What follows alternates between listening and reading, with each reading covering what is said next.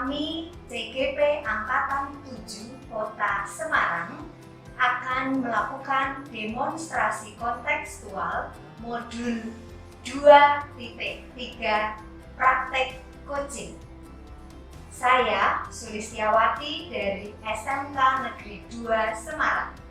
Saya Berti Sakindra dari SMK Negeri 4 Semarang. Saya Salim dari SMK Negeri 1 Semarang. Selamat menyaksikan. Assalamualaikum Pak Berti. Waalaikumsalam Bu Lili. Apa kabar Pak Berti? Alhamdulillah. Sehat, Baik, Pak? sehat. Semangat. Alhamdulillah. Pak Berti, siang ini kita ada praktek coaching ya. Ya. Baik, tapi sebelum itu boleh ya saya tanya-tanya dulu terkait praktek coaching kita hari ini. Pak, bagaimana rubrik penilaian yang akan Bapak lakukan di kegiatan coaching ini?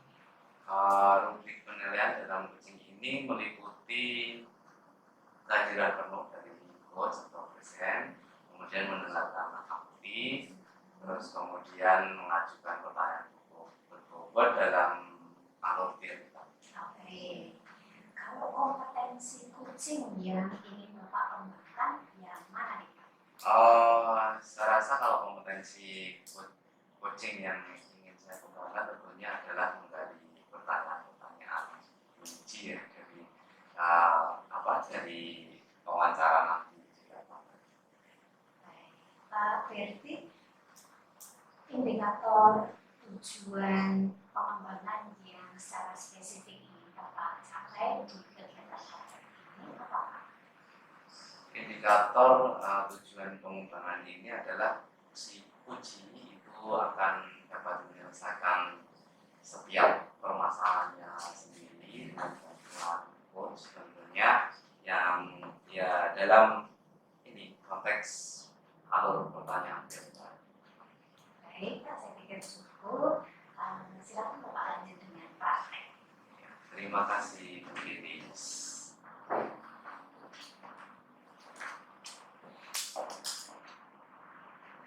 Assalamualaikum. Waalaikumsalam. Jauh dari SMK satu ya. Iya. Di sini. Iya. Bagaimana Pak Salim kabarnya hari ini? Alhamdulillah baik-baik sehat. Sehat walafiat ya. Meskipun puasa tetap sehat. Sama Pak. Suasana Semarang juga agak panas. Iya. Menambah ya tantangan kita untuk menyelesaikan segala permasalahan. Ini Pak Salim ngomong-ngomong katanya akan ada yang didiskusikan secara serius. Iya ini Pak Berti. Jadi saya itu punya permasalahan mengenai pembelajaran di CNC Pak Berti, di mana selama ini hasilnya dari evaluasi yang saya berikan kurang maksimal.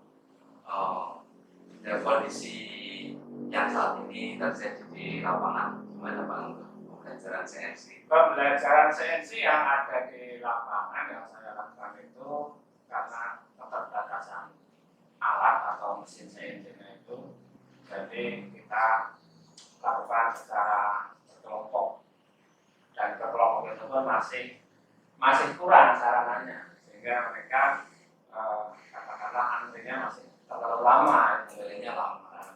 Ya. Untuk dalam satu kelas ini berapa? Maksudnya kondisi kelompoknya ini alurnya ini terlalu lamanya seberapa Pak? Lamanya itu karena misalnya satu kelompok itu ada 4 anak.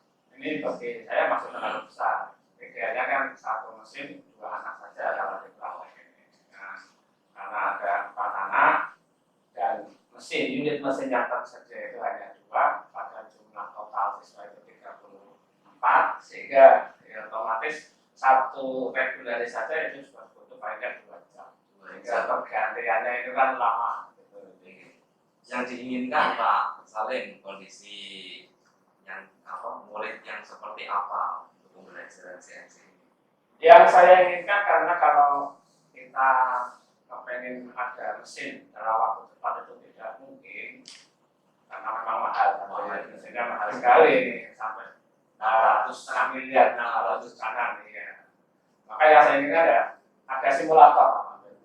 Jadi dengan adanya simulator, kalau simulator per PC itu kan harganya relatif murah, sehingga paling tidak setengah dari jumlah siswa, berarti 34 tengahnya ya ada 17-an seperti itu, berarti sudah mewakili satu anak bisa dua orang meskipun itu di simulator. Ada yang di mesin langsung, ada yang di simulator.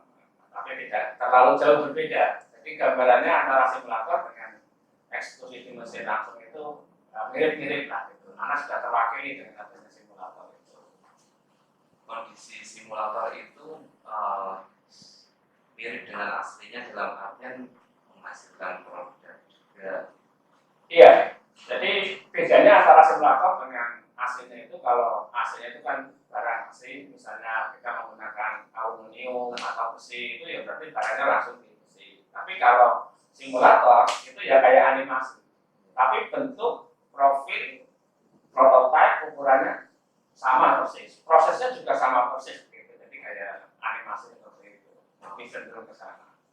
Ada ide untuk mewujudkan itu semua adalah dengan simulator. Simulator, iya Pak Berarti. Jadi ide saya adalah saya ingin menyampaikan atau paling tidak kerjasama dengan, ini kan jurusan mesin ya, jadi dengan ketua jurusannya untuk bersama-sama maju menghadap kepada pimpinan, kepala sekolah, juga ada Bapak Satpasnya, ini untuk paling tidak bagaimana bisa menjembatani agar pengadaan simulator yaitu PC-nya itu bisa segera dilaksanakan. Karena ini sangat urgent. Kalau tidak, anak-anak ya kasihan menonton saja, menurut saya seperti itu.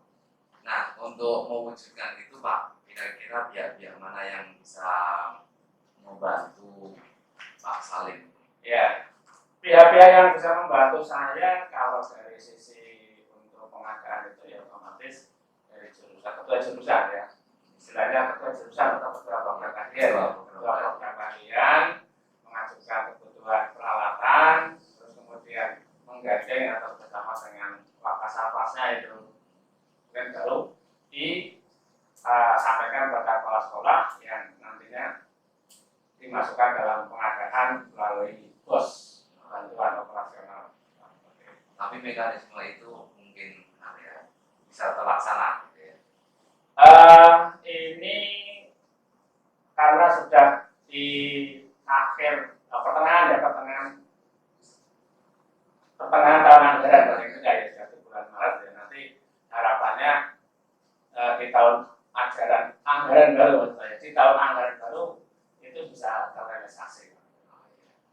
Jadi Pak Salim, saya rasa Pak Salim sudah bisa menemukan konstruksinya atau jalan keluarnya sendiri dengan masalah CNC di ruang. Nah, terakhir nih Pak Salim, dari wawancara ini apa yang didapat? Ya, yang saya dapatkan, jadi saya ada solusi ya, tercerahkan di mana bagaimana mengatasi kebuntuan pembelajaran praktek CNC yang tadinya hanya mengandalkan 2 unit mesin, kemudian ada dengan adanya saat ini bisa tercerahkan, ada solusi yaitu dengan kolaborasi dengan pihak terkait untuk pengadaan simulator CNC. Ya. Mudah-mudahan tidak harus ke anggaran tahun depan Pak, tapi bisa di anggaran perubahan. Di anggaran perubahan. Alhamdulillah kalau bisa seperti itu, anak-anak sudah akan mendapatkan haknya dengan baik gitu. Ya, saya tunggu kabar baiknya. Iya Pak, saya dapatkan nanti. Kabar gembira ini harus dibagi-bagi lagi. Terima kasih. Ya, Pak. Baik Pak Berti, setelah saya mengobservasi Bapak tadi melakukan praktek coaching, ada beberapa pertanyaan ini Pak yang ingin saya ajukan. Siap. Baik Pak, saat coaching tadi, apa indikator pengembangan yang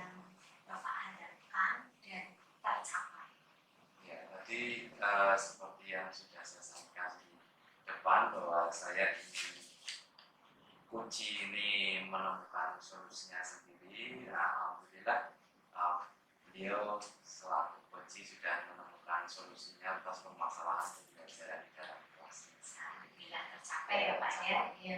Tadi ketika mengobservasi Bapak, saya memang menyaksikan bahwa Pak Berti telah melakukan coaching ini dengan baik. Bapak dapat menggali ide-ide kunci untuk menemukan solusi atas persoalannya sendiri, dan Bapak dapat menggunakan kata-kata kunci untuk menggali potensi kunci tadi.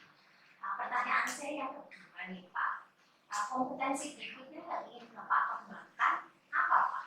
Ya, saya akan ingin lebih mempelajari lagi atau ingin meningkatkan lagi kompetensi mendengarkan aktif ya dari si kunci ini, karena supaya kalau kita kompetensi mendengarkan itu saya rasa masih perlu ditingkatkan.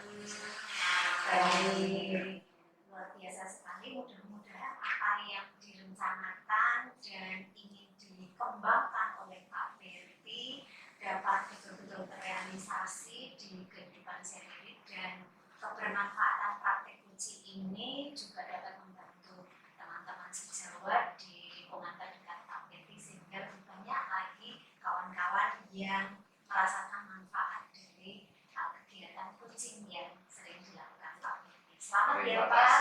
Terima kasih untuk hari ini. Saya mendapatkan banyak pelajaran dari Bapak. Semangat sukses ya. Amin, amin.